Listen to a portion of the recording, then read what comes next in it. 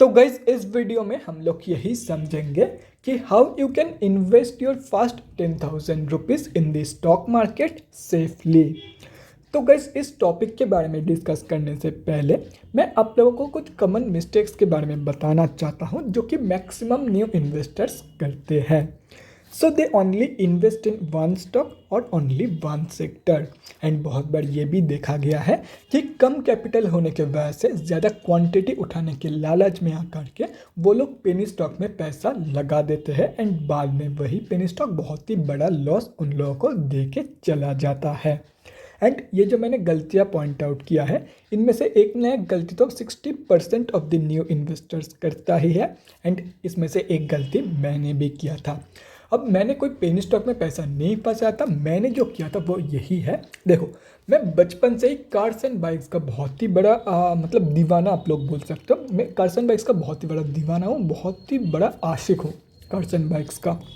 अब जब मैंने स्टॉक मार्केट में पहले कदम रखा था तब मैंने ऑटोमोबाइल सेक्टर में ही पूरा पैसा लगा दिया था। मैंने Maruti Suzuki, Tata Motors and TVS में पूरा पैसा लगा दिया था। हाँ, वो बात अलग है कि लॉन्ग टर्म में मुझे प्रॉफिट ही हुआ था, लेकिन अगर मैं अपना पोर्टफोलियो डाइवर्सिफाई कर देता तो मुझे और भी ज़्यादा प्रॉफिट होता। मुझे यहाँ से एक सीख मिल गया कि don't put all your eggs in one basket, always go for diversification. अभी डाइवर्सिफिकेशन के चक्कर में आकर के बहुत बार पोर्टफोलियो ओवर डाइवर्सिफाई भी हो जाता है। इस चीज़ का भी ध्यान आप लोगों को रखना है कि पोर्टफोलियो ओवर डाइवर्सिफाई नहीं होना चाहिए। एंड स्पेशली पेनी स्टॉक्स की तरफ तो देखना भी मत, those are traps. So back to the main topic. तो अभी हम लोगों के पास 10,000 रुपये हैं। इस 10,000 को इन्वेस्ट करने के लिए 4 से 5 सेक्टर मोर देन इनफ है। तो गाइज सबसे पहले हम लोग डेली यूज्ड ऑब्जेक्ट्स से शुरू करते हैं, मतलब एफएमसीजी सेक्टर के स्टॉक से वीडियो की स्टार्टिंग करते हैं। अभी एफएमसीजी सेक्टर का मेन प्लेयर है ITC, Tata consumer and Hindustan Unilever. यहाँ पे हम लोगों के पास सिर्फ 10,000 ही है, इसीलिए हम लोग HUL मतलब हिंदुस्तान यूनिलीवर में पैसा नहीं लगा सकते क्योंकि HUL is trading above 2600। HUL is out of the box. अभी यहाँ पे बाकी है आईटीसी एंड टाटा कंज्यूमर। अब इन दोनों में से किसी एक में पैसा लगा सकते हो। तो अगर आप लोगों को डिविडेंड ज़्यादा चाहिए, मतलब अगर आप लोग डिविडेंड से एक पैसिव इनकम जनरेट करना चाहते हो तो you can go for ITC, otherwise you can stick to Tata consumer for return.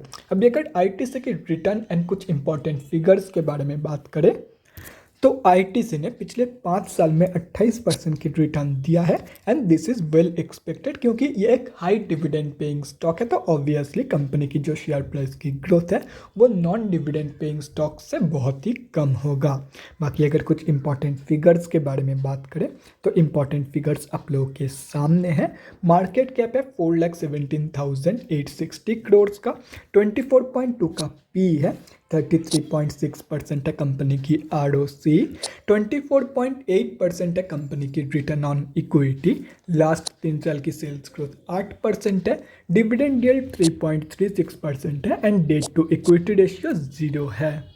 मतलब कंपनी फंडामेंटली स्टेबल है। तो अगर आप लोग लॉन्ग टर्म के लिए इन्वेस्टमेंट प्लानिंग करना चाहते हो एंड डिविडेंड से पैसिव इनकम जनरेट करना चाहते हो तो you can go for ITC. अभी अगर टाटा कंज्यूमर के बारे में डिस्कस करें तो टाटा कंज्यूमर का चार्ट आप लोगों के सामने है। तो टाटा कंज्यूमर ने पिछले 5 सालों में 166.33% का रिटर्न दिया है। एंड अगर आप एक रिटर्न देने वाला स्टॉक चाहते हो तो you can choose Tata consumer over ITC. बाकी टाटा कंज्यूमर भी आप लोग को डिविडेंड देता है, जैसे कि यहाँ पे आप लोग देख सकते हो। डिविडेंड यील्ड है 0.75%, डेट टू इक्विटी रेशियो 0.09 का, लास्ट 3 साल की सेल्स ग्रोथ अप्रॉक्सीमेटली 20% है। हाँ, टाटा कंज्यूमर का जो पी है वो बहुत ही ज़्यादा हाई है, लेकिन दैट डजेंट मैटर, कंपनी बहुत ही बढ़िया रिटर्न देती है। डेट टू इक्विटी रेशियो ठीक है, कंपनी की जो ग्रोथ है वो भी बहुत ही बढ़िया है। ROC 9.61% है एंड रिटर्न ऑन इक्विटी 6.51% है। तो ITC एंड टाटा कंज्यूमर के ऊपर आप लोग कोई भी इन दोनों के बीच में आप लोग कोई भी स्टॉक चूज़ कर सकते हो जो आप लोगों का क्राइटेरिया है उसके अकॉर्डिंग। तो अभी अगर सेकंड सेक्टर के बारे में बात करें कि सेकंड सेक्टर कौन सा है, तो सेकंड सेक्टर जो है वो भी बहुत ही इंपॉर्टेंट है डे टू डे यूज़ में एंड हर एक इंसान इस सेकंड सेक्टर की सर्विस को भी यूज़ करता है, डेली बेसिस पे ना सही लेकिन यूज़ करता ही है, and that is banking sector. तो इंडिया के टॉप 2 बैंक्स है HDFC bank and ICICI bank. तो यहाँ पे हम लोग HDFC बैंक को छोड़ करके ICICI बैंक को चूज़ करेंगे क्योंकि HDFC बैंक का जो प्राइस है वो बहुत ही ज़्यादा है जो हम लोग 10,000 रुपये के पोर्टफोलियो में अफोर्ड नहीं कर पाएंगे। तो अभी अगर ICICI बैंक की लास्ट 5 साल की रिटर्न के बारे में डिस्कस करें तो ICICI बैंक ने पिछले 5 सालों में 182% का रिटर्न दिया है जो कि बहुत ही बढ़िया है। तो अभी अगर कुछ इंपॉर्टेंट फिगर्स के बारे में बात करें तो ICICI बैंक की P है 21 की, ROC परसेंटेज है 5.59%, रिटर्न ऑन इक्विटी अप्रॉक्सीमेटली 15% का है, लास्ट 3 साल की सेल्स ग्रोथ है अप्रॉक्सीमेटली 10%, डिविडेंड यील्ड 0.54% है and debt to equity ratio 6.89 की है जो कि बहुत ही बढ़िया है, बहुत ही बढ़िया ग्रोथ है कंपनी की। तो आप लोग यहाँ पे पैसा इन्वेस्ट कर सकते हो इन बैंकिंग सेक्टर। अभी अगर थर्ड सेक्टर के बारे में बात करें तो जो थर्ड सेक्टर है वो भी बहुत ही बढ़िया है। इस सेक्टर की सर्विस को आप लोग डे टू डे लाइफ में यूज़ करते हो एंड डेली यूज़ में लिया जाता है इस सेक्टर की सर्विस को, and that is power sector. अब इस सेक्टर की सब स्टॉक्स में से सबसे ज़्यादा ग्रोथ दिखाई है Adani power and Tata power ने। So you can choose any one stock among this two. बाकी अगर इंपॉर्टेंट फिगर्स के बारे में बात करें इन दोनों स्टॉक्स की तो लास्ट 5 साल में टाटा पावर ने 131% की रिटर्न दिया है जो कि बहुत ही बढ़िया है। तो अभी अगर कुछ इंपॉर्टेंट फिगर्स के बारे में बात करें तो 27 की P है, 9.3% है कंपनी की ROC, 8.42% है कंपनी की रिटर्न ऑन इक्विटी, लास्ट 3 साल की सेल्स ग्रोथ अप्रॉक्सीमेटली 13% है, डिविडेंड ये कंपनी आप लोगों को देती है, डिविडेंड यील्ड 0.8% है, फेस वैल्यू 1 रुपये की है एंड डेट टू इक्विटी है 2.07 की। अभी अगर अदानी पावर के बारे में डिस्कस करें तो अदानी पावर ने पिछले 5 साल में 658% की रिटर्न दिया है जो कि बहुत ही बढ़िया है एंड ये टाटा पावर से कई गुना ज़्यादा है। लेकिन अगर इंपॉर्टेंट फिगर्स में देखा जाए तो अदानी पावर आप लोगों को डिविडेंड नहीं देती है एंड अदानी पावर की जो ग्रोथ है लास्ट 3 साल की वो टाटा पावर के कंपेरिजन में हाफ से भी कम है। तो अभी यहाँ पे आप लोग चूज़ कर सकते हो कि आप लोग को टाटा पावर में पैसा लगाना है या अदानी पावर में। दोनों ही बहुत ही बढ़िया कंपनी है, दोनों ही बहुत ही बढ़िया आप लोग को रिटर्न बना के देगी इन लॉन्ग टर्म, लेकिन किस में पैसा लगाना है ये आप लोग अपने हिसाब से चूज़ कर लेना।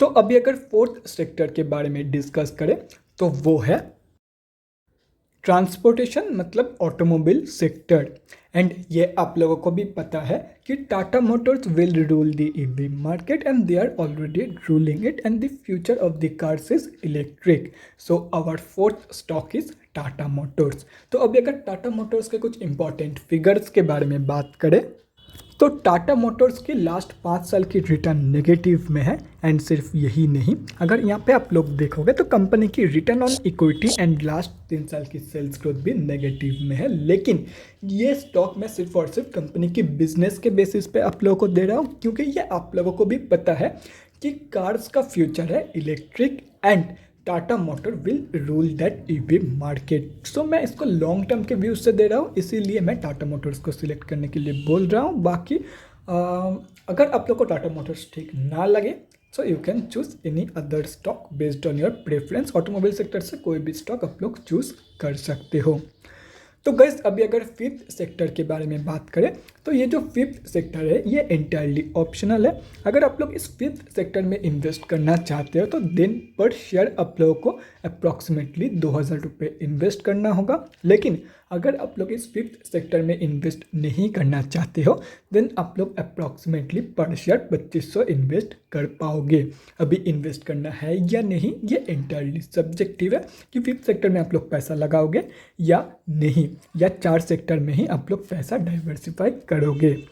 तो अभी अगर इस सेक्टर के बारे में डिस्कस करें तो देखो गाइस, लोग हॉलीडेज में रिलैक्स करने के लिए घूमने जाते हैं, मतलब डायरेक्टली टूरिज्म सेक्टर। तो इस सेक्टर की one of the best stock है IHCL।